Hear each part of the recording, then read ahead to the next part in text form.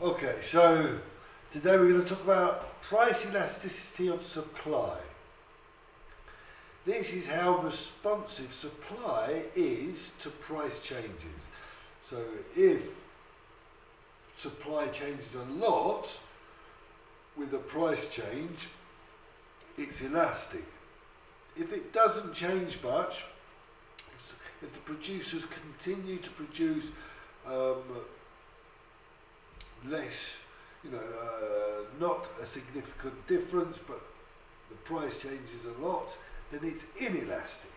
The calculations are similar to the price elasticity of demand, which is a percentage change in quantity supplied over a percentage change in price. And we consider PES or product as inelastic if it's less than 1, and elastic if it's more than 1. If it goes up, supply goes up by a lot more than the percentage change in price, then we consider it being elastic, very changeable. Always considered just the coefficient, not whether it's negative or positive. So it's just the coefficient, the number, that's important. Here we can see some graphs of an inelastic curve. We can see the price change is much more than the quantity supplied. And an elastic graph will look like that, won't it? So you've got the quantity supplied changing a lot, but the price just a little bit. So that's an elastic curve. We've got some classic theoretical curves where the quantity supplied is always a certain amount. That's called perfectly inelastic, so it never changes. No matter what the price is, it never changes. Perfectly elastic would be like this, where whatever, it's always that price and always supplied at whatever amount according to demand. So whatever demand is, wherever demand is, it will change. Whereas the price is the same. So that's perfectly elastic. It will change whatever at the same price according to demand. So factors that influence in price elasticity of supply. Now let's think about this. Obviously, if the stocks are available, they're very easy to access, it's easy to change, so the supply will be more elastic. If for example you've got lots and lots of backup stock, available stock, then you can easily produce, maybe you've got easy parts, access to parts, then it will be elastic. So availability of stock, maybe some things aren't so available. For example, vegetables aren't so easy to increase or decrease.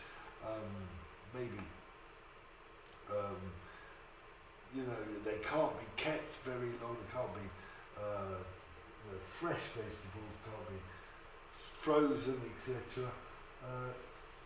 The time period, over a period of time, the supplier can maybe increase capacity or reduce capacity. Maybe he needs time to sack someone or even take on another person. Or productive capacity. Maybe it's quite easy to increase production within the capacity you've got with those existing resources. Maybe it's not so easy to hire somebody, etc. So this will affect elasticity of supply. It's not easy to find new, employees with that expertise, whatever it is, then the productive capacity might be very limited, and this will make it very inelastic. Implications implications of PES. So let's think, if in agriculture generally it's inelastic because, like I said before, the stock can't be stored. Unlike manufactured products, which a business can keep stock in, just in case, in reserve, they can save a bit of stock, and so change supply quite easily. So that would mean agriculture is inelastic. This being inelastic means you have a bigger influence on supply, on price, if demand changes. So demand will have a big effect on price if the supply can't adjust. We'll look at that in a second. So also, supply is also unstable in agriculture, so it's very difficult to predict because of the weather, etc. But let's have a look at this price change. If it's inelastic, we see supply is inelastic, then a change in demand will create a big change in price. Obviously, the supplier can't change much in supply, so he just puts up the price if demand goes up. That makes sense, doesn't it? So there's that dynamic.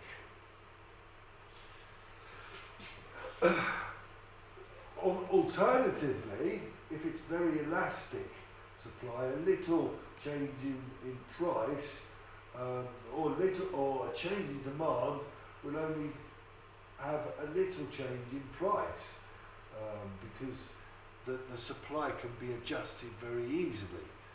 So we've got that dynamic. Very elastic supply means demand can have less impact.